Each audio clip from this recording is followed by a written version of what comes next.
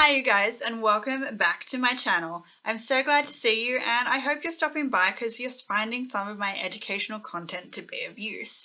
So today we're going to have a quick chat about something that people definitely come across when they get into trading cryptocurrencies, particularly Bitcoin, but altcoins are starting to be a thing as well. So I thought I'd give you like my 10 top tips for peer-to-peer trading, and they're just things that you should keep in mind when you're first getting into it. If you don't know what peer-to-peer is, it means that you are trading with another person rather than buying directly from an institution or buying from an exchange or doing an over-the-counter trade. It just means that you are usually using a third-party service like Localbitcoins or Paxful to trade your cash or other monetary instrument for crypto. Or the other way around, of course. Maybe you've got Bitcoin and you want to trade it out to cash in your bank.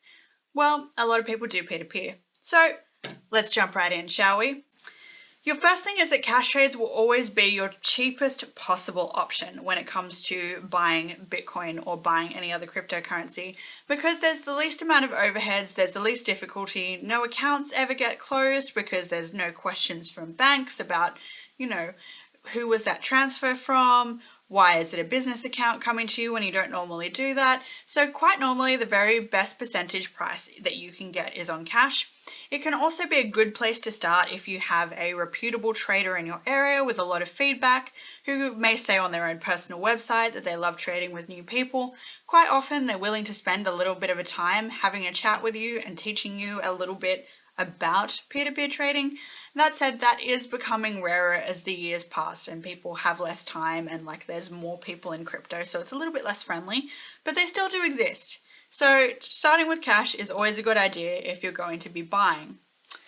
When you're scrolling down your Paxful or your Localbitcoins options in order to choose someone to purchase or sell to, you want to look at someone with a fairly long feedback history. To me, personally, I look for someone with more than 300 feedback if I'm doing anything that involves a personal account like banking or anything else or a Zelle transfer. You're looking for someone who has that long positive feedback.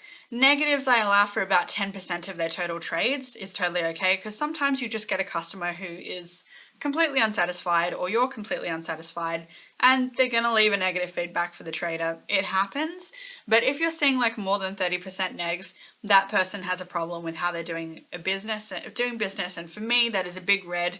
Avoid them, don't do this, step back, don't pass go. Another thing about that is that they should be in the same country as you. If you're doing a bank transfer with someone for US dollars to your, I'm going to say Chase account, and their IP address is in Nigeria, don't do it. Something strange is going on there. I know there are sometimes inter-country trades when it comes to the, one set of currencies, but if you can avoid it, I would suggest that you do. Always try and trade with someone that's within your own country. Outside of your country, something weird might be going on. If you can't get a trade or you can't see your profile, or people just won't deal with you at all, you probably haven't done any level of verification. Most sites ask for you to verify your email, phone number. Sometimes they ask for ID, although I would wait until you've used the site for a little bit before you do your ID, because not everyone's security is the strongest. But you are expected to verify to a certain level, and if you verify to no level and you have zero trade feedback, you're going to struggle to get a trade for anything that's a significant amount. You might just have to do a few trades that are fairly low in volume at first, so start with $100 and work from there. Always establish a time frame with the person that you're trading with. So if you want a bank transfer and you say to them, I need you to do a cash deposit to my bank and I will pay you Bitcoin, they will often mark the trade paid so that the trade doesn't expire in the trade time frame. And then you're stuck. If it takes them 5 days, they can argue, well, you agreed to the trade. I didn't say when I would do it. And in that time, you can lose 10 to 20%. It's a real challenge, and I've had that happen before. I did a cash deposit to my US bank account recently. The guy took 4 days to do it, and in that time, I lost 10%. Because I didn't say to him beforehand when you're going to do it. And when you're arguing after the fact and the trade's already marked paid, getting a moderator involved is a week worth of waiting. So always establish how long the trade will take to complete. Every trader has a terms and conditions on their ad, and that's where they'll say what they require from you. So let's say that you want to do a trade to your bank account. Some traders have no conditions at all. They will do it, no questions asked. Other traders will say, well, I'm going to need a copy of your ID. If you're doing a deposit, they'll often say, can you please write on the receipt, buying Bitcoins from this person, and upload a photo so that you can't argue it after the fact. Quite often they will have little T&Cs about how they trade. Like some traders do it to make friends and meet other people, and they trade over a long lunch. Other people say, I've got 5 minutes, I don't want to talk, I'm out, goodbye. Try and figure out who you're trading with before you do. It's worth taking the time. Never do a third-party trade unless you've told the trader you're going to do it. So let's say that it is Mother's Day and you want to sell some Bitcoin into your mum's bank account so that she'll have extra cash to pay her rent that month, and that's your gift. You need to let the trader know that it's not your account that they're trading into. Many traders don't provide receipts. So you might go into the trade and be like, oh, transfer to this account, and they'll do it, and you'll say, can I have a receipt? And they'll say, no, I don't do that. It's not a part of my workflow. And you have no way of checking if the person on the other side actually got the money. So you need to make sure that you ask questions of the trade, and that is true of almost any type of trade you can do. Always ask questions, always take the time.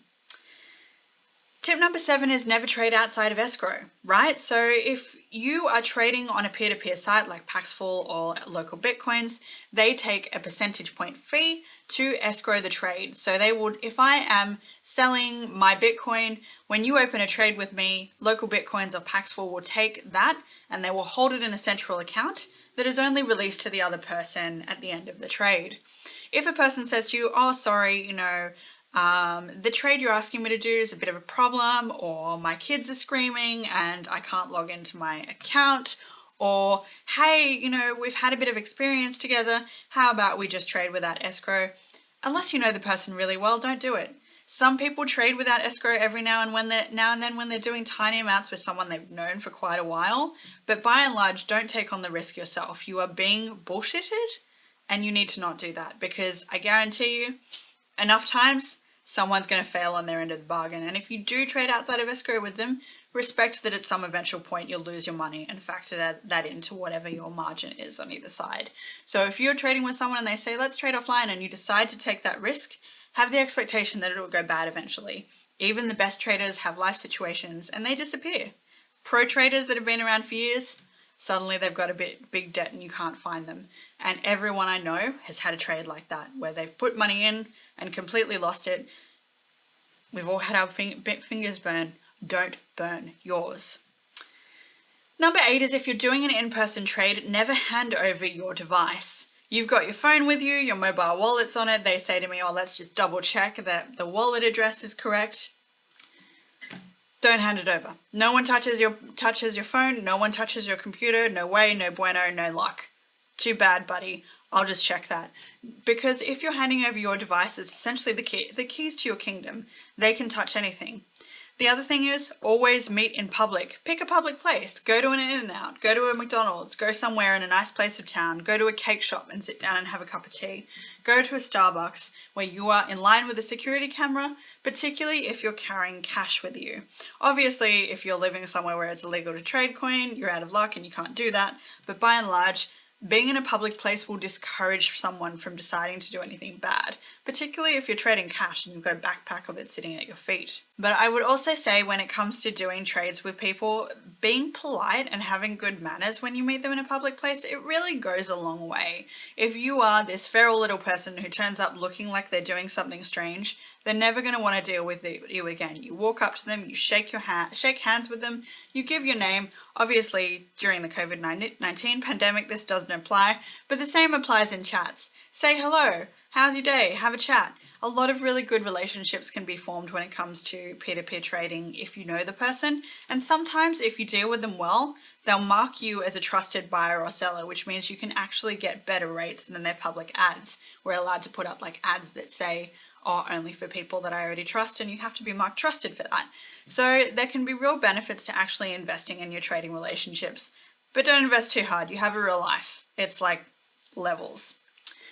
Number 10, don't ever call anyone bro. Just don't do it. Everyone hates it. They don't want to deal with you. They immediately think that you're from some country that doesn't understand how everything operates, and it's annoying.